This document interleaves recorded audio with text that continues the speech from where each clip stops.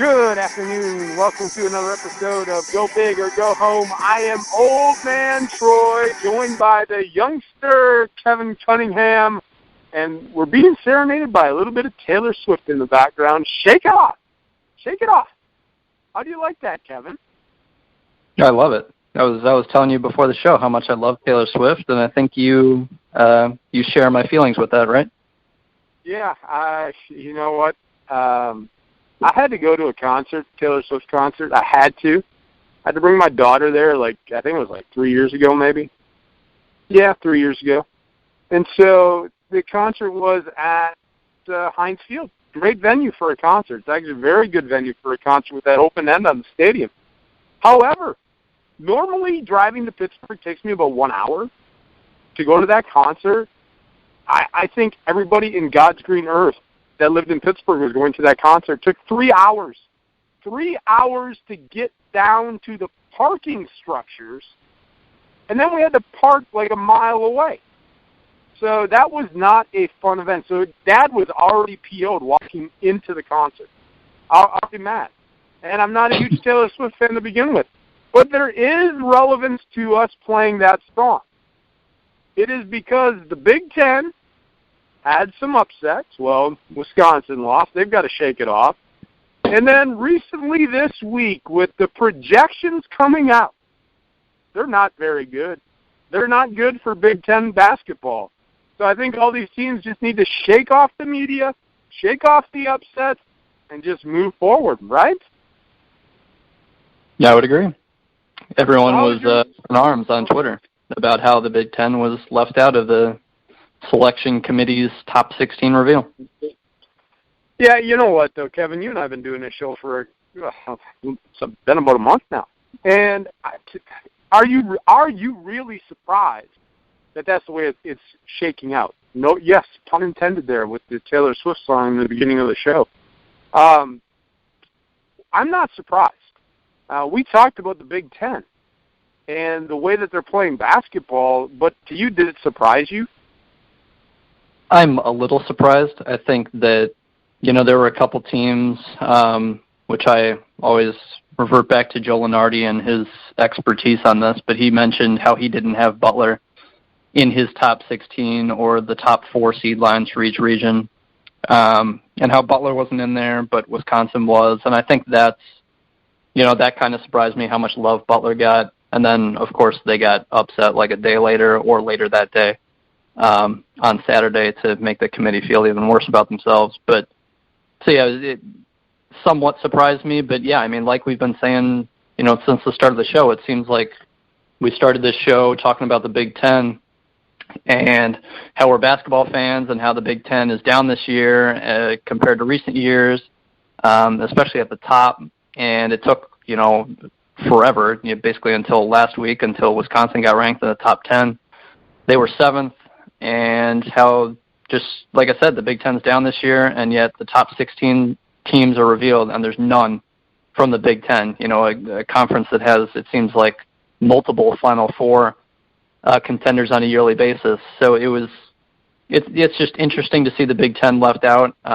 It was interesting to see a 21-3, I think at the time, Wisconsin team left out, number 7 overall in the AP poll. But, I'm assuming they were on that 5 line. And then, of course, they followed up with a loss to Northwestern. So I was a little surprised, but at the same time, it kind of matched what we've been saying and saying how the Big Ten's been down this year. No teams in the selection committee's top 16 on those top 4 lines going into Saturday's games, and Wisconsin didn't help themselves. No, Wisconsin is lucky to actually have only lost that game.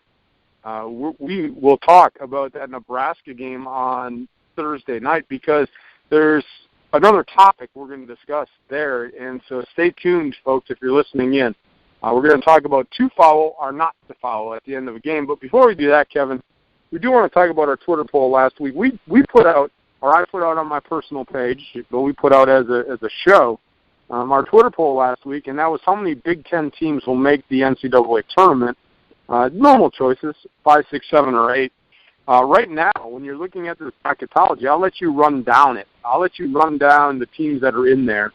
But the fans said 9% said 8 teams, and that's the total showing in this projection that we have currently, and we'll go over those 8 teams. So only 9%, Kevin, thought that it would be to 8 teams. You and I were kind of leaning toward 5 last week, but there's been some movement in the Big Ten, some teams that have climbed up to 500, and so 6 was the winner in our Twitter poll, 43%. So nearly half of our listeners, half of our fans, think that 6 teams in the Big Ten will make it. And you know what? I was pretty solid on 5 last week, but now that I look at the standings and see a couple of these teams in the middle of the pack playing a little better basketball, you could convince me to up that number to 6, possibly 7. And I say it with kind of a hesitation, possibly. I'm still not sold on 7. I could get sold on 6. So this week, make sure you find us on Twitter, at TroyRobert967, at KidCunny, and we're going to put out a new Twitter poll this week, but I will save that, so it'll be suspenseful here at the end of the show what our new Twitter poll is going to be. But, Kevin, the fans, only 9% said 8 teams, and this recent, I guess, foreshadowing of the NCAA tournament shows 8 teams. Why don't you go over some of these teams and let's talk about this. Yeah, the deal with Saturday was the selection committee for the first time ever revealed their top 16 teams, and they showed how it was all laid out and how certain teams went certain regions. And so you had Villanova as their number 1 overall team. So they try and essentially keep the top 4 seeds in each region as close to home as possible. When you have, say, a Louisville is the 2 seed in the East region, that next best ACC team, because Louisville's an ACC team, that next best ACC team can't also play in the East region. So they try and disperse the conferences among the 4 regions. And so it kind of gets tricky as far as where you place teams. So essentially, we talk about the S curve. We've talked about it in the past, and how, so if you're the number 1 seed, then you get the worst 2 seed. Essentially, if it goes from 1 to 4, and then 5 to 6 to 7 to 8, the top team should get the worst 2 seed, but they should have the top 3 seed, and then they should have the worst 4 seed. So it kind of goes on that S curve that we've talked about. And it doesn't exactly work that way because of the geographical component to it, and like I mentioned with the conference alignments. So essentially with the Big Ten, like we've said, none of them made the top 16, none of them are on those top 4 lines, so none of all that craziness, got into play with, where the Big Ten teams went.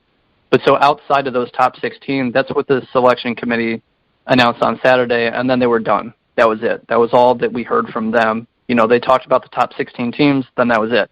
Then CBS, because they were, broadcasting the selection show, or the mock selection show, they had their bracketologist, Jerry Palm, I think his name is, and so he projected out the rest of the 5 through 16 seeds in each region. And so we've been talking about Joe Lunardi, and we always revert back to his on this show, but, CBS decided to run with their bracketologist and, play out how the rest of the regions would play out, essentially. And so they had 8 teams in, which, like you said, we were stuck on 5 a week ago. Looking back at it, I realistically changed my vote to 6. I liked Minnesota going in and, going into last week. So I didn't count Minnesota in my 5 with you, but I was stuck at 6. And so CBS actually had 8. They had Wisconsin. Again, this is from CBS's bracketologist. Wisconsin was a 5 seed, Purdue was a 5 seed, Maryland was a 6 seed, Minnesota was a 7 seed, Northwestern was an 8, Michigan was a 10, and Michigan State was an 11. And then they had, Michigan State was an 11, but they were in the play-in game. And then Ohio State was also an 11, who was also in a play-in game. So, CBS was very close to having 6 teams as well. They just had Michigan State and Ohio State in those last 4 in, so they were barely in. So that's what CBS had. Like we've kind of mentioned all year, the top of the Big Ten is not particularly strong, but there are 3 or so teams with Wisconsin, Purdue, and Maryland that can make some noise. And that's kind of what CBS felt. And, the most recent ESPN projection from Joe Lunardi, that's the one we commonly go back to. They had Purdue up to a 4 seed, so they went up 1 line. They had Wisconsin back down to a 5. Maryland down to a 6. Northwestern was a 7, Minnesota up a couple seeds to an 8. Michigan State was down to a 10 seed. So Michigan State's certainly on the bubble. Michigan as an 11 is certainly on the bubble. And then for Joe Lunardi, Indiana was on the first 4 out. So like we said in our first show, Indiana was a 7 seed, but they were getting injured. They were not 100% healthy. They lost not only one of their starting guards who could play in the NBA for the rest of the season with a knee injury, and then Blackman was out for a couple weeks. So they were a 7 seed, then they were a 9 seed a week later, then an 11 seed a week later, and now this week they're on the first 4 out. So we talked about Indiana's schedule and how they could realistically lose out, and that's how it's been playing so far. So between ESPN and CBS, they think around that 7-8 mark with certainly a couple Big Ten teams on the bubble, but no one in that top 4 seed line. Yeah, and I don't know, Kevin, if anybody's going to get into that top 4 seed line. I really don't. You look at this, and we'll just start right at the top. I said last week in a wow, like, hey, Wisconsin's going to go to Nebraska and lose. Now, they didn't lose. They won. But they sure played like poo. Nebraska should have won that game, Kevin. I watched that game. Nebraska, I said it, that was their NCAA championship game. They have nothing to play for. So Wisconsin better watch out. And they went to Nebraska, played a tough game, had to go to overtime to beat a Nebraska team. Now, I'm not taking anything away from Nebraska. Like I said, they can turn the light switch on and they can shoot it, and that's what they did. And they played a good basketball game. And then Sunday, Wisconsin poos the bed again. And they lose to Northwestern. And they're the top team in the Big Ten right now. Not playing good basketball. Purdue, again, it's almost like, I know you're big on Purdue, and it's almost like we're waiting for them to find the magic, if that makes any sense. They're a good team, and they can be a very good team. It's just like they haven't seemed to get their whole mojo in rhythm yet, like to put together a big string. Now, they still have a couple weeks to do it, and they very well could. And that's why we keep saying these teams at the top, the Maryland, the Purdue, the Wisconsin, we're going to talk about Northwestern here in a bit. But those three teams, if they could figure it out, Kevin, they've got the roster, they've got the talent, they got guys in the middle, they got guys that can shoot, and they play good defense. So those 3 teams have the makeup to be very, very good. It's just I don't think they've found it yet. So how do you explain that, Kevin? You got 3 rosters that realistically are built properly to make deep runs into the NCAA tournament, but you and I don't think they're going deep. So what gives here? Well, are you talking about Northwestern as that 3rd team or Maryland? Because I know Purdue and Wisconsin, but who's that 3rd team you're mentioning, Maryland or Northwestern? I'm putting Maryland in there. And so before I turn it back over to you, the Northwestern Lycometer for Old Man Troy is actually now in between maybe and yes with that win over Wisconsin. That's a signature win for them. Even though Wisconsin's not this dominant team, they were ranked 7th when Northwestern beat them. I give them credit, and they beat Wisconsin pretty handily when you look at it. And so my Lycometer is not all the way to full, but it's more than the maybe right now. So if you want to say there's 4, you can go ahead and say there's 4. I am not 100% sold on Northwestern yet. But, you look at the other 3, Maryland, Purdue, Wisconsin, I think they have rosters built to make runs. It's just something's missing on these rosters to me. So that's what I want you to give your thoughts there. Yeah, with Northwestern, I'm not going to put them in that upper echelon. I think Wisconsin, Maryland, and Purdue are on a different level compared to the rest of the Big Ten. Obviously, Wisconsin can certainly lose to basically any team in the Big Ten because they were forced to overtime against Rutgers, and then obviously lost to Northwestern this past weekend without Northwestern's top scorer in Lindsey. So, Northwestern's not even 100% healthy, and they're, beating the top team in the Big Ten. So Northwestern can obviously beat any team in this conference. They're 8-4 for a reason. They've given up the second least amount of points in the Big Ten to this point. That's what keeps them alive. They don't have to score, 80 points a game. They actually average under 70 as an offense, but they're 19-6 overall, 8-4 in the Big Ten, 1 game behind second place Maryland and Purdue. So Northwestern's right there, but yeah, like you said, from a talent perspective, looking at the rosters, Wisconsin should be a better team, Maryland should be a better team, although I don't think Maryland is that much better than Northwestern, to be honest. And then Purdue, I think, like you said, I like them. They've been my favorite team in the Big Ten to this point, and I continue to roll with them. They had one game this past week at Indiana, and they won by 5.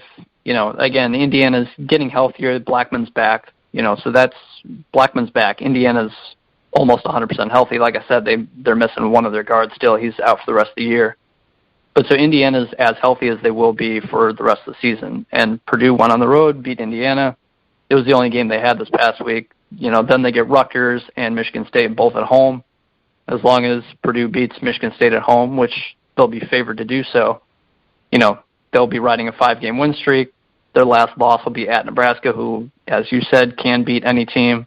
They also lost at Iowa. They also lost to Minnesota. So it's not as though Purdue's, unblemished either. There's a reason why they're 20 and 5 overall. So they can certainly lose too. They're not, a defensive powerhouse. They give up 70 points a game.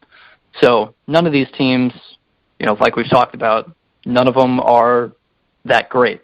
It's just that kind of a year in the Big Ten that 3 teams you could see making a run in March Madness and, maybe to an Elite 8. Maybe I'll have one team from the Big Ten in the Elite 8. Certainly none going to the Final Four, and it wouldn't shock me to have none in the Elite 8, which is crazy. To think about, with the Big Ten, like I said, it seems as though every year there's at least a couple that can make the Final Four, and so to not have one is crazy, but I might not have one Big Ten team in my Elite 8 this year. That's how, I guess, watered down the top of the conference is. When you see how Wisconsin's been playing on a weekly basis, how they're not blowing out teams.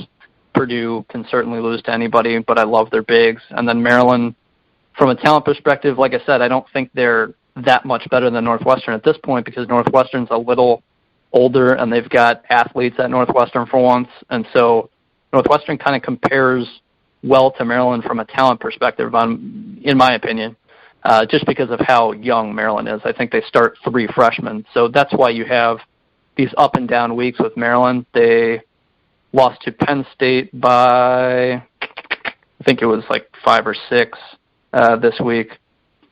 Yeah, they lost at Penn State by 6. If you're that talented, you don't lose to Penn State, in my opinion. And then they come back and beat Ohio State by 9 at home, which they should because they're a slightly more talented team and they were at home. So I like Maryland, but I don't love them. I do think they're a slight notch over Northwestern, though. Although with what Northwestern can do defensively and without Lindsey and beating Wisconsin at Wisconsin, that was very impressive to me. It's one thing if Northwestern was 100% healthy, went into Wisconsin and got a win. That would still be huge. But without your top scorer to do that and to beat Wisconsin, and it seems like Wisconsin was a couple made threes away from it being, a 15-point game, that was very impressive to me. I didn't get to see the game. I'm not going to lie. I didn't see that Northwestern-Wisconsin game, but from the box score and just the stats that I've seen online, as long as, just kind of recapping the game, the story of how it went, Northwestern kind of handled Wisconsin outside of a couple threes, I think, at the end of the first half to make it respectable. But so I was very impressed with Northwestern, and I don't think they're that far behind Maryland at all. I just don't love any of these teams. I do love Purdue's bigs inside to make a possible Elite 8 push, but their guards have to be able to shoot the 3 in order to open the floor for their bigs to go one-on-one down low. That's how Purdue's going to beat teams, and that's how Joe Lunardi's, got him as a 4 seed right now. That's the only 4 seed, top 4 seed in the Big Ten, according to Lunardi right now. And these teams have to keep winning because there's no sensational wins to be had. So if you lose, it's going to be seen as somewhat of a bad loss unless it's at a Purdue, at a Wisconsin, or at a Maryland. Yeah, you have to take care of business. And you look at this, Kevin, and go back to, CBS. Now we're going to get into this debate. So, we're talking about the top teams. But now, what is this guy from CBS thinking? Ohio State in a playing game, Kevin. Ohio State. It's not an Iowa. It's not a Penn State. Not even in Indiana, who are all ahead of Ohio State in the Big Ten. Where does he find, I guess, the gall to put them in a play-in game over in Indiana over a Penn State team that I think is playing pretty good basketball right now, over an Iowa team. I know you want to talk a little bit about Iowa today. How do you put Ohio State over those three? He just catapulted them over those three teams. Is he trying to foreshadow the future and thinking Ohio State with their remaining schedule is going to finish above those teams in the Big Ten? Or is this guy just throwing darts at a dartboard and landed on Ohio State and said, oh, I want an 8th Big Ten team in this tournament, so I'm going to pick one? I don't think any of the teams that I just said, Iowa, Penn State, Indiana, Ohio State, deserve to even be in that playing game right now, as of today, the 13th of February. That could change in the next 2 weeks. But right now, I don't think any of those 4 teams should be sniffing that play-in game. And he's got Ohio State above those other 3 I talked about. What gives there? I don't know. To be honest with you, I don't know. He had them in the playoff game, play-in game. Michigan State was another play-in game team for him. And, you look at Michigan State's resume compared to Ohio State's, and it's not as though Michigan State's got, a much better resume, but Michigan State's a better team. And I think that they've shown it throughout the year that they have more talent than Ohio State does. We're going to see these 2 teams play. It's tomorrow at Michigan State. Ohio State plays at Michigan State tomorrow, so that'll certainly help determine which of those teams belongs, I guess, firmly on the bubble and which is kind of a joke. I think Michigan State's certainly going to win that game. Like I said, I like their talent over Ohio State. But so going back to your overall question, I don't know why Ohio State's in this field. He's supposedly, I don't think he's throwing darts at the dartboard because he's gotten, 99% of the field in terms of the March Madness field over the last, I don't know what it was, 3 or 5 years. He's 99% correct on getting the teams in that are in. So I think he knows enough to, throw the darts at the right teams. But I'm with you as far as Ohio State being, not a notch above teams like Iowa, and those other teams on the bubble. Penn State's not, they haven't even been close to being on the bubble this year. And so, yeah, to have Ohio State in as a play-in game team baffled me as well. They went through a 4-game losing streak earlier this year where they lost to Illinois, Purdue, Minnesota, and Wisconsin. Illinois is certainly a bad loss. Those other 3 aren't. But then they also lost to Northwestern. They lost at Iowa. They lost to Maryland. They lost to Maryland again this past week. So anytime they can get up and beat a really good team, they don't. They won at Michigan a couple weeks ago, which, looking back looks like a nice win. But they've also beaten Rutgers. They beat Minnesota at home. They beat Nebraska on the road, but that's still Nebraska. They beat Michigan State by 5 earlier in the year at Nebraska or at Ohio State. So, when they were at home to Michigan State, they beat them. I guess you can look at that as a quality win, but outside of that, they haven't beaten anybody in the non-conference portion of play. They beat Providence, who I guess is a decent team. But any quality team outside of Providence and Michigan State earlier this year when Michigan State was still super young, they haven't had that signature win whatsoever. So in order to do so, they've got a matchup with Michigan State. Like I said, on Tuesday, then they play Nebraska and Wisconsin at home. Obviously, Wisconsin would be a nice win. Then they play at Penn State. They get Indiana at home. So it's not a crazily hard schedule. To foresee 2 or 3 wins in there and then maybe a win or 2 in the Big Ten tournament. Getting 2 would be huge if you're any of these bubble teams. But I'm with you that Ohio State's name shocked me when he had them in the field. Seeing 8 teams in was crazy to me a week ago when we both said 5 would make it. So to see 8 and to see Ohio State in there was crazy to me. But I think ultimately what Saturday showed is that the top of the Big Ten is not there in the top 16. They're not in the top 4 seed lines. And so these bubble teams have to get wins against teams that are seeded 5 and 6 and 7, and that's the best they can do. So these bubble teams really have to win. And if you're a bubble team ultimately in the Big Ten, you can't feel good about yourself because of how watered down the top of the conference is. That's ultimately what it means, is that a bubble team from the Big Ten isn't going to beat out a bubble team from, say, the Pac-12, Big 12, or ACC because those other conferences are just better at this point. Yeah, I agree. And, when you look at the bubble, I think the bubble's pretty big.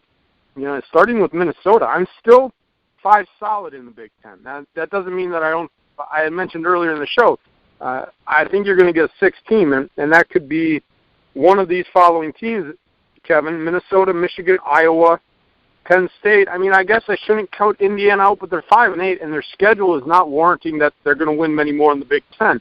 So they're pretty soon going to be below 500 in the Big Ten. But I think there's another team from this group of 4, Minnesota, Michigan, Iowa, Penn State, that could maybe find the run here at the end of the season and into the Big Ten tournament to solidify that 6th spot. And if it's one of those teams below, like an Iowa or a Penn State, that I can foresee. Like I said, you can debate with me about getting 7 teams in, because Minnesota right there, and they're playing pretty decent basketball. They're kind of surprising me. I didn't think they had it in them to work their way up into that top half of the Big Ten, which they've done. So kudos to Minnesota. And then Michigan also playing some decent basketball, but there's some big games to be had here coming up, and it's actually an exciting week in the Big Ten, at least when I looked at the upcoming schedule. But there's also a team in here, Kevin, Iowa. And I know you want to talk a little bit about Iowa. Slowly, they're 6-7. And slowly, maybe putting together some wins. Can this team make the Big Ten or the NCAA tournament?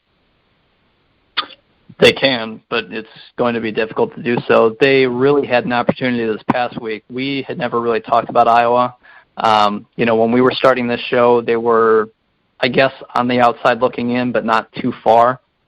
They beat Purdue in mid-January by 5, and so that's, obviously a good win. That's technically the best win you can have when looking at Joe Lunardi's bracket, and I think most brackets would probably have Purdue over Wisconsin, not only because Purdue beat Wisconsin, but Wisconsin just lost to Northwestern, which we've already talked about, without their best players. So beating Purdue, certainly a good win.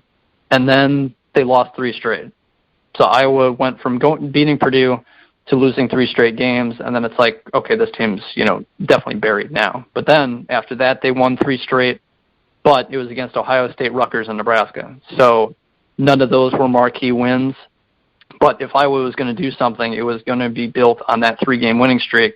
They were 14-10 at that point going into this week. And then they played at Minnesota and at Michigan State. So if you can win one of those games, you're essentially beating a tournament team at that point.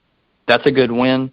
Well, they lost both. They lost to Minnesota on the road in double overtime, so it was still, a close game, but it's ultimately a loss against a team that you kind of needed to beat. And then they came back 3 days later and lost to Michigan State by 11. So I wanted to talk about Iowa because they were kind of on the fringe, and then we kind of shied away from them because they lost 3 straight. Then they won 3 straight and had the opportunity to prove this week that they kind of belong, at least in that last 4 play-in game type of team, type of scenario, to be on the bubble for sure, and then they blew it this past week. So I guess shout out to Iowa for making me consider them, as being one of those dark horse teams that can make a little run toward the end of the season, and they obviously still can. There's 5 games left, but when you're playing Indiana, at Maryland, at Wisconsin, that's a 3-game stretch in the middle of their 5 games left during this regular season. That's going to be tough. So they absolutely have to beat Illinois. They absolutely have to beat Penn State. And then, to me, they've got to beat 2 of the last 3 games, or that 3-game stretch with Indiana, Maryland, and Wisconsin. They've got to do really well going here on out. They're 14-12, and no team in, I don't remember how long it was, but no team has made the NCAA tournament that hasn't at least been 4 games over 500. At this point, they're 14-12, so they've got work to do. But this past week, they really kind of let their fans down and losing 2 straight after winning 3. That's where I was at this point. They're certainly on the outside looking in again, but they had the opportunity to be a fringe team like an Ohio State kind of coming out of nowhere to us. Iowa, to me, if they would have beat either Minnesota or Michigan State this past week, you could have thrown them in there on the bubble, and I wouldn't have laughed. Ohio State, I laughed. Well, you're absolutely right, Kevin, because if Iowa wins one of those games, you flip-flop the record. They're 6-7 in the Big Ten. They win one of those games, they're 7-6. And like you said, you're looking at an Iowa team that's streaky. But it's going to be tough for them. Can they get streaky and take down some of the top teams in the Big Ten? I mean, it would then prove to the selection committee that, hey, we're on the bubble, but not anymore because we've taken down Wisconsin. We've taken down, a top team in the Big Ten, which, I mean, it's not not a signature win anymore because of where they're ranked or where they're falling in the ranking. But those are good wins if you're one of those teams in that pack. And so at this point, you're looking at the middle of the Big Ten. We talked about this now for the last 3-4 weeks.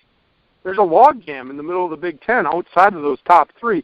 I know Northwestern's kind of propelled themselves into that 8-4 mark, so they're not quite in that top part, but they're not in that logjam anymore. They're kind of in the middle, but pretty much have solidified what I think will be their first NCAA bid, which will be great for Northwestern. Now, Kevin, I want to go back, and I want to bring up a question. We talked about Wisconsin-Northwestern and these overtime games that Wisconsin has played in. That game on Thursday, Wisconsin is leading by 3 with little to no time left on the clock. Nebraska is inbounding the ball. They need a three-point play to tie to send the game to overtime. And Nebraska inbounds and pretty much an open look. I looked at the defense. If you want to call that defense, I would call it pedestrian defense. Pretty much not wanting to follow a three-point shooter. So you pretty much gave the Nebraska guy an open look. And it's a Nebraska team, Kevin, that is an outside shooting team anyway. And you didn't play defense. My thought question here is, why not foul, put Nebraska on the line to shoot 2 shots? The worst thing that will happen is you're up by 1, get the ball back with little time.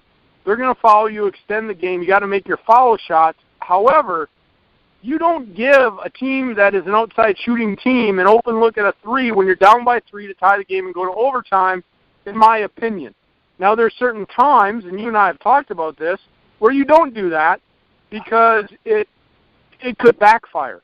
But I thought in this game, the Wisconsin-Nebraska game, a team that is decent at shooting threes, that he should have fouled. They should have fouled the guy, put him on the line, gave him the 2 shots, and see what happens instead of giving them, for all intents and purposes, an open look. I don't know if you saw the defense on that play, Kevin, but it was pretty horrid.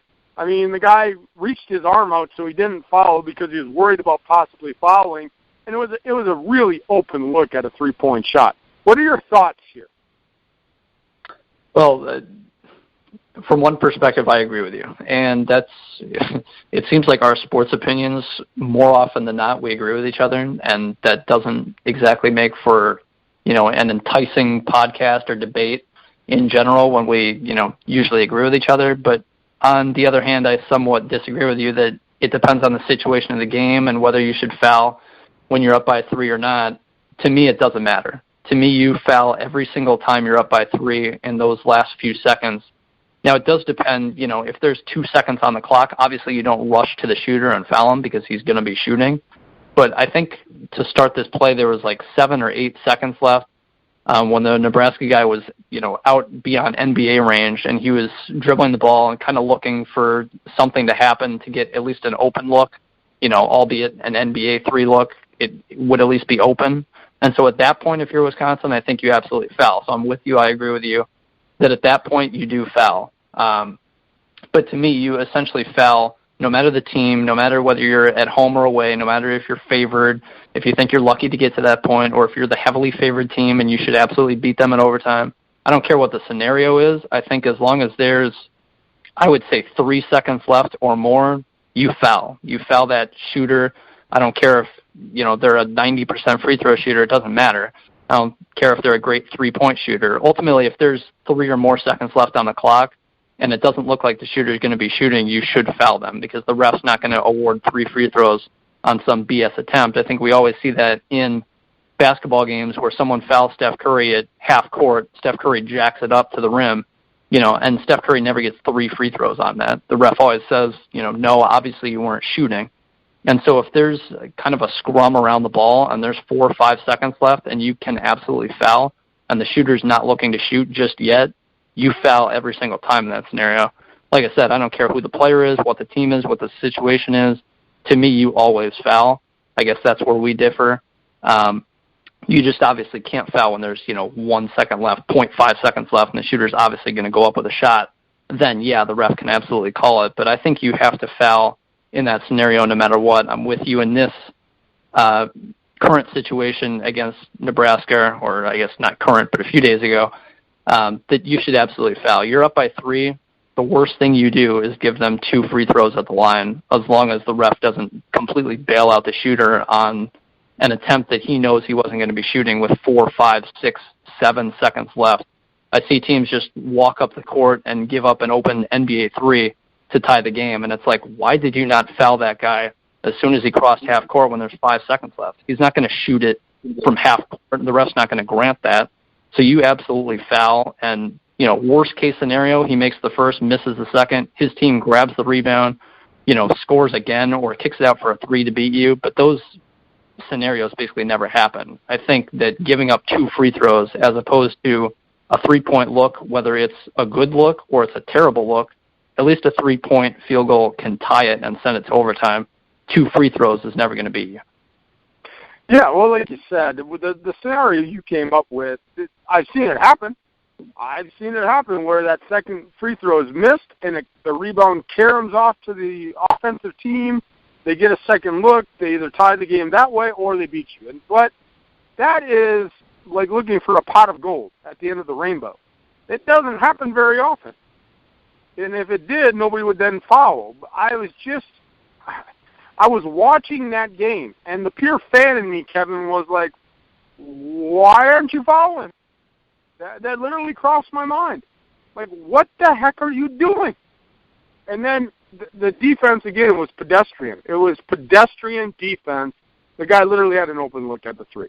So that is going to be our Twitter poll this week, Kevin. If your team is up by 3 points with under 10 seconds to go, do you want them to intentionally foul the other team? That will be our Twitter poll. Find me on Twitter at TroyRobert967 or at KidCunny, because he will retweet it. Yes, he does retweet our Twitter polls. So it'll be interesting, Kevin. Like you said, this is one of those topics that has always been debatable. Some people want the foul, some people don't want the foul.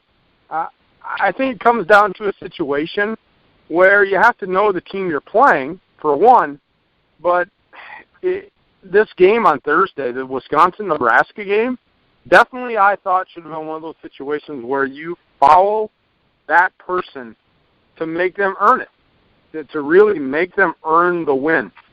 So as we move forward, Kevin, to this week, we're talking about getting down here to the nitty-gritty. And when I look at the schedule this week, I'm seeing some very interesting games.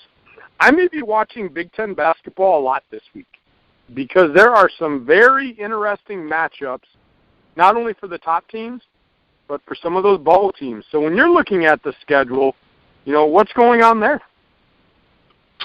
Yeah, like you mentioned, there's a lot of games. I always look at the teams that Joe Lunardi projects in, or essentially a first 4 out, first or last 4 in. One of those bubble teams that are squarely on the bubble. So every game matters, and most weeks it seems as though there's 2, sometimes 3. I think there was one week there were 4 games that I had starred. Like, okay, I need to record this. I need to watch part of it. I need to do something to be able to see how this game plays out. And this week I had 1, 2, 3, 4, 5, I think 6 games that were interesting to me. And it starts, I guess, Indiana is one of those bubble teams. They get Minnesota on the road on Wednesday. And if Indiana is going to turn it around and be back on the bubble, Joe Lunardi's got them on the first 4 out again. So, 1 win here, 1 loss there makes the world of difference.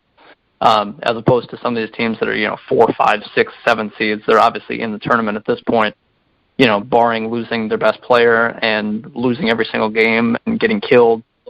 Those teams are absolutely in at this point. But for teams like Indiana, a game against Minnesota certainly helps you. Any game against a team that's in the NCAA tournament field at this point is a good win. You can't necessarily say that in January or December or obviously November, but at this point, mid-February, there's a month to go. There's less than a month to go until Selection Sunday. So any win against a team that's on the bubble or any team in the NCAA tournament field is a good win, no matter who it's against. Maryland also gets Northwestern on the road on Wednesday. That's, 2 of the top 4 teams in the Big Ten. I think if Northwestern's best scorer is healthy and playing in that game. He's been out with the flu for 3 games now. If he's healthy, I like Northwestern to win at home against Maryland. I think that's my lock of the week as long as Lindsey plays. As long as Lindsey plays, I like Northwestern at home against Maryland. That'll really shut people up as far as, those Northwestern doubters, which I don't call you a Northwestern doubter, but in the past you've been skeptical. After beating Wisconsin, they're up on your life-o-meter. I'm still skeptical, Kevin. I'm still skeptical. Like I said, the Northwestern life-o-meter is not 100%. It's above the maybe now. They've done enough by beating Wisconsin, but again, you talked about it. I've talked about it. Is that a signature win right now? And my answer is no. It's a good win. Don't get me wrong. Quality win because they're number 1 in the Big Ten. Huge win for Northwestern. So it sways the ball just a little bit. But you can say I'm still skeptical about Northwestern, even though they took down Wisconsin. But to me, it was no surprise. And so if you want to be a good team, that's a game you win. So kudos to Northwestern. It's just I'm also looking at the longevity of Northwestern, and they've got a couple of tests coming up here at the end of the season. This Maryland game on the 15th is going to be a big one. Maryland at Northwestern, and you look at this Maryland, and I'll let you get to the rest of your games you're looking at, but that Maryland, I circled both those games that Maryland has. You're talking about Maryland 9-3 in the Big Ten, 1 game behind the Badgers. And if they want to get that number 1 seed in the Big Ten tournament and even help their NCAA seed number, these are 2 big wins for them. The problem is they're both on the road. They play at Northwestern, at Wisconsin. And for Maryland, this is that week. If Maryland wants to prove to the committee that they deserve a higher seed than where they're at, they need to take down both Northwestern and Wisconsin. Those would be both road wins against, I guess we haven't put Northwestern in top tier of the Big Ten, but they're right on the outside looking in. And for Maryland on their resume to have 2 road wins against a Wisconsin and a Northwestern, that would do wonders for them, not only in the AP rankings, but also for the NCAA, correct? Oh, absolutely. Like I said, any win against the tournament team at this point is big at this point in the season. And Northwestern at this point, so Lenardi, again, is a 7 seed. Wisconsin's a 5 seed. So 2 wins on the road against a 5 seed and a 7 seed, that's certainly going to help you. That's never going to hurt. And so Maryland at the 6th line at this point, I could see them getting up to 4, maybe a 3, I guess, if they win the Big Ten tournament. I think the winner of the Big Ten tournament, if they have a strong season and win, 25, 26, 27 games, ultimately at the end of the year, even though it's a down Big Ten year, I think you could see a Big Ten team, if they cruise the rest of the way, to be a 3 seed. Even though they were outside the top 4 seed lines, according to the selection committee on Saturday, I think the Big Ten winner, as long as they keep winning at this point and win the Big Ten tournament, they could ultimately end up on that 3 seed line and, kind of, I guess, silence the people who were, up in arms about the Big Ten not being represented on Saturday. But so like you mentioned, Maryland, at Wisconsin on Sunday, that's a huge game. Like we talked about, Maryland at Northwestern.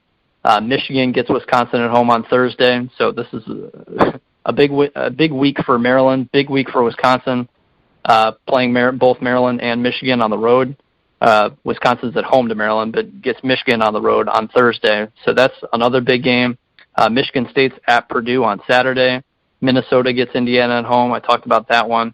Then Minnesota plays Michigan at home on Sunday. So that's another big game for both teams. Both teams are in, not perfectly in, not, 100% stable in the tournament, ready to go, get ready for mid-March.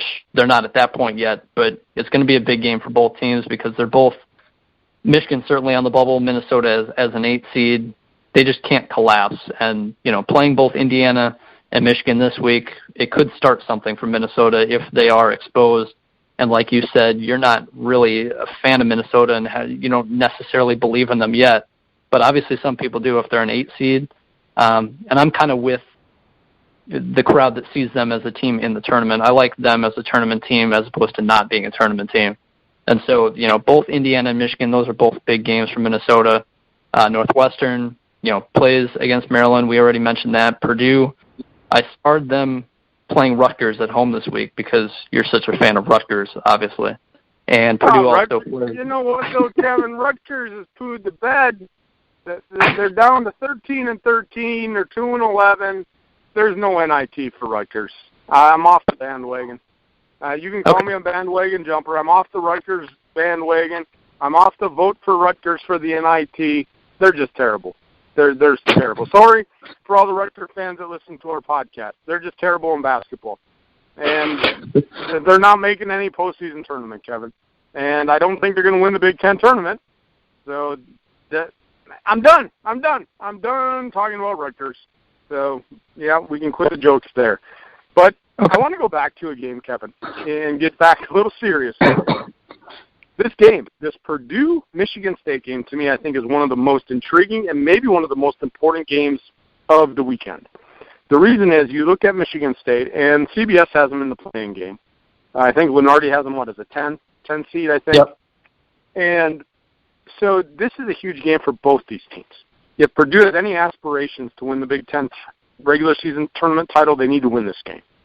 For Michigan State, for them to solidify an NCAA tournament bid, they need to win this game. I think you're going to see two teams battling it out on Saturday with the world to play for. This is almost like a playoff basketball game in my mind, because a loss by Michigan State would then drop them into that roadblock again. They're going to be in the roadblock and in that traffic jam with all those other teams. I know they had a pretty solid non-conference season, which helps their resume probably ahead of every other team there, but they haven't particularly been very good in the Big Ten. I know they're 7-5, they're above 500, but a loss to Purdue could put some doubt in that selection committee's mind that Michigan State can't play with the big boys. What are your thoughts there? I completely agree. I'll somewhat give a little breakdown of that game in a second. But, yeah, I mean, you mentioned Michigan State and how they're on the bubble and how they're 15-10 overall so far this season. And I said a stat earlier that no team that has been fewer than 4 games above 500 or better has made the NCAA tournament in, I forgot how many years. It's a long time, if ever, since the field has gotten to 68 or 64. It may have never happened that a team less than 4 games better than 500 has made it. So, like I said, Michigan State 15-10. Yeah, you're 5th in the Big Ten, but you're 15-10 overall. So they had a huge non-conference slate, against Wichita State, Duke, Baylor, Kentucky, Arizona, but they lost all those games. They beat Wichita State, but Wichita State's certainly down this year. They're not the Wichita State of the last 4 or 5 years that we've seen. So Michigan State's non-conference schedule is certainly formidable. It's better than almost anybody else's in the country, but they didn't necessarily pick up big wins in that stretch. So, yeah, that's why they're 15-10 at this point. They're 7-5 in the Big Ten, like you mentioned. So they've done some work, but at the same time they've lost to, Penn State, Ohio State, Indiana, Purdue, Michigan. So especially this past week when they lost to Michigan by 29 points, they got absolutely obliterated. That's what kind of the love for Michigan has kind of started with. Derek Walton for Michigan is playing exceptionally well in his last 5 or 6 games. So that's why this love for Michigan has kind of come out of nowhere. They were never really seen.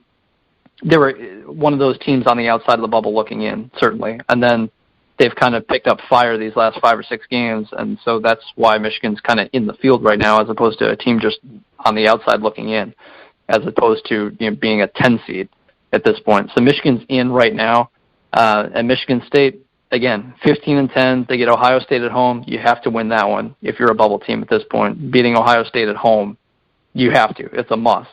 At Purdue would certainly be one of those losses you can't fault them for, but again, if they're 16-11 going forward, then they play Nebraska, then they play Wisconsin, then they go to Illinois, and then go to Maryland to end the year.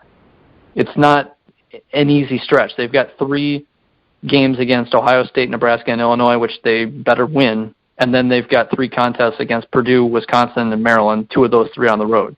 So I don't think Michigan State's going to blow through this competition. I don't think they're going to get bowled over either, but they need to watch it because they're 15-10 overall, and if they do slip up to an Ohio State, Nebraska, and Illinois, that's where that kind of 4-game above 500 mark can creep its shoulder, because if they go into the first round or second round of the Big Ten tournament and, lose to Michigan again by 20, or any of these top teams in the Big Ten and lose by 15, 20 points, and that's your last thought of Michigan State.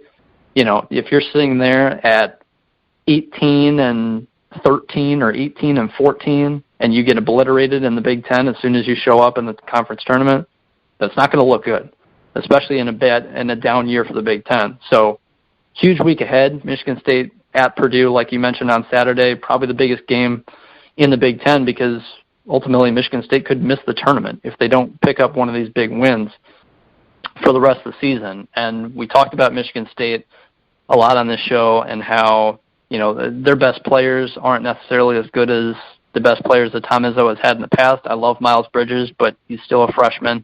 You can't ask him to completely carry a Michigan State team in the Big Ten. He's still a freshman. But yeah, Michigan State's got one big inside that teams can somewhat fear, not necessarily fear even, and that's where Purdue's strong suit is their interior. So Purdue should out-rebound Michigan State. Michigan State's going to want to get up and down the floor as much as possible. They're going to want to score in the 80s against Purdue. But if Purdue can slow it down, which it's a lot easier to slow down a basketball game as opposed to speeding it up. So at Purdue, the home crowd is going to be there. Their bigs are going to shine in this game, so I expect a Purdue win. But if Michigan State can pull off the upset, I do, like you, think it seals their bid for the NCAA tournament. I think they almost have to win one of these games at Purdue, at home against Wisconsin, or at Maryland to end the season to solidify themselves. Because who knows what happens in the Big Ten tournament. You can, in the first round or second round, get a team based on the seeding. You play at Purdue, Wisconsin, or Maryland and lose, like I said, by 15, and that's your last thought of Michigan State. It's not going to look good when you necessarily don't even have 20 wins on the season. Well, we brought up the tournament a couple of times here, Kevin, and it's not too far away. Like you said, 5-6 games left in the Big Ten tournament, or Big Ten regular season, and the tournament rolls around. And like we said, there's a logjam in the middle. You had mentioned, should one of these top teams, the Maryland, the Purdue, the Wisconsin, win the Big Ten tournament, go on that little mini run and take care of business throughout the tournament, end the season on a little bit of a win streak, maybe they propel up to the 3-line. I agree with that. However, I'm not sure if one of those top three are winning the Big Ten tournament. I'm looking at this logjam of teams, and, I'm going to mention a team that's probably not going to make the NCAA tournament, but is, starting to take care of business and playing teams tough, and that's Penn State. Kevin, I think they're going to be a tough out in the Big Ten tournament. I know they beat an Illinois team, but they also beat a Maryland team. So Penn State beat Maryland. And you look at a team like an Iowa, that's no easy win in the Big Ten tournament. Michigan's by no means an easy win in the Big Ten tournament. Indiana, like you said, they're 5-8. They had a little bit of the injury bugaboo, but with Blackman back, if he gets hot, maybe he carries them to a win in the Big Ten tournament over one of those top teams. I don't think one of those top three win the Big Ten tournament, Kevin. I really am doubting, because now I'm starting to look ahead to the Big Ten tournament as we get to the end of the season.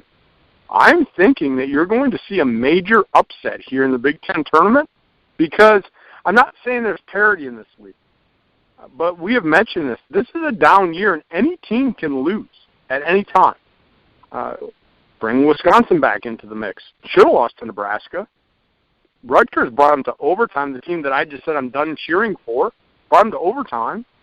Then they lose to Northwestern, which is, not on Wisconsin's side, you're not going to say, man, that was just a stupid loss. Northwestern's a good team, but again, now you're looking at the 4 seed. The 4 seed taking down the 1 seed. So I don't know your thoughts, Kevin, but I'm not so sure one of these top teams is guaranteed to rock and roll through the Big Ten tournament. If you look at that road jam and that traffic jam in the middle of the conference, is there any team in particular that I don't want to say you'd gamble on or bet on, but when you look at them, is there any team in the middle of this conference that you think could find the magic for 4 games and really go on a tear here and win the Big Ten tournament? I think, to quickly answer that question, I think Michigan is the team. I'm kind of on that bandwagon that when you look at this team from an eye test perspective and their skill, and the way they can shoot the ball. That's why they beat Michigan State by 29 points, is because they can shoot the ball. And so they're essentially a more talented Nebraska team in that aspect, that when they're hot, they can bury NCAA tournament teams by almost 30 points. So I ultimately think Michigan State gets in the tournament, but if Michigan State bowed out in the first round of the tournament but to a team by 30 points, you'd wonder who that juggernaut is, and it's something that Michigan did to Michigan State this past week. So I think Michigan's ceiling is as high as almost any team in the Big Ten when they're playing their best and shooting the lights out like they can. I think that, beating Indiana by 30, beating Michigan State by 29, beating Indiana again on the road this past week by 12, I think Michigan's starting to put something together. That's why they're 16-9. They started out a little slow in Big Ten play. They lost to Iowa in overtime. Then they lost to Maryland. They lost to Illinois. They lost at Wisconsin by 4, so it's not a terrible loss whatsoever. And then that's when they kind of picked things up. They also lost at Michigan State in late January and lost to Ohio State. But at the same time, when you're beating certain teams by 30 that can be in the NCAA tournament field, you have to wonder how good Michigan can be. So if there is one team in that logjam that you're talking about in the Big Ten, I think it is Michigan. They're 6-6 in conference. They're not a team that's an upper echelon team. They're not a team that's guaranteed to be in the NCAA tournament at this point. But if there is a team to look out for come Big Ten tournament time, it's Michigan. So I think that's a team that can make a run. I think that ultimately you were talking about parity and how there's not necessarily parity in the league, but ultimately I think there is, because the top of the Big Ten is weak.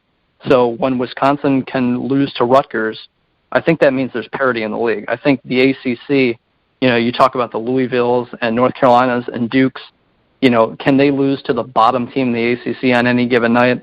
I don't necessarily think that's the case. I think the talent level is way too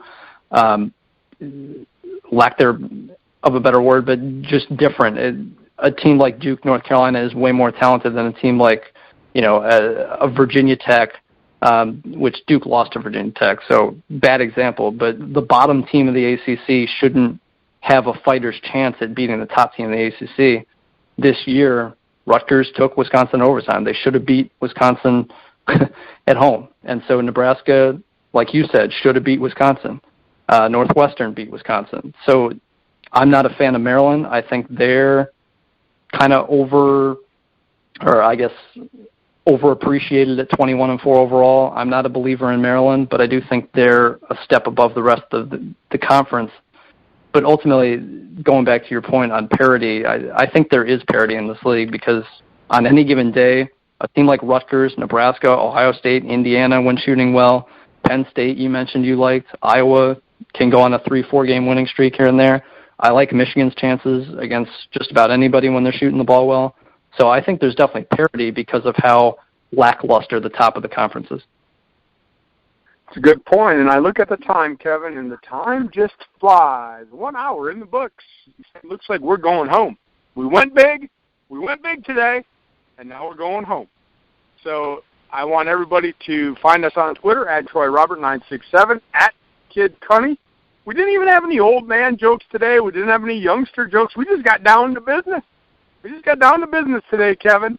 But when we look ahead to this Big Ten schedule this week, we are going to have some things to talk about again next week, and it is just getting exciting. I think we should let the fans in, Kevin, that we're not sure if we're going to do it next week or the week after, but we are going to dabble with Facebook Live when we do our show. We know we do the podcast. We're going to try to get some live interaction, and we're going to test it out because we want to go live for that after the selection show for that week. So I'm excited about that, Kevin. I want to go Facebook Live and see if some of our listeners will join us. And I'm not real keen about showing my face on the Facebook Live, but I'm pretty excited about trying Facebook Live. What about you? Oh, I'm excited for it, and I can't wait to show off my face. So I can't wait for Facebook Live. That's because you're the young, pretty boy over there, and I'm the old man Troy over here that looks like Iceman Winter. And so, you young guys always want to be on video. Us old guys, we just that's why I like the radio. That's why I do radio. That way I don't have to show my face.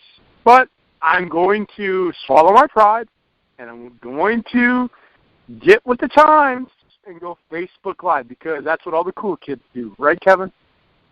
That's what all the cool kids do, and that's what all, I guess I can't talk, but that's what all the non-cool old men like you can't do, is go on Facebook Live. So that was absolutely terrible, but I got my point across that you're old and I'm young. So yeah, we hadn't had any of the whole show. We had to end the show that way. But hope you enjoyed the show today, everybody. Again, make sure you find us on Twitter, at TroyRobert967, at Kid Cunny, and make sure you go vote for our Twitter poll this week. If your team is up by 3 points with under 10 seconds to go, do you want them to intentionally foul? That is our Twitter poll. Hope you enjoyed the show. Kevin and I will get back with you next week. Have a good week, everyone.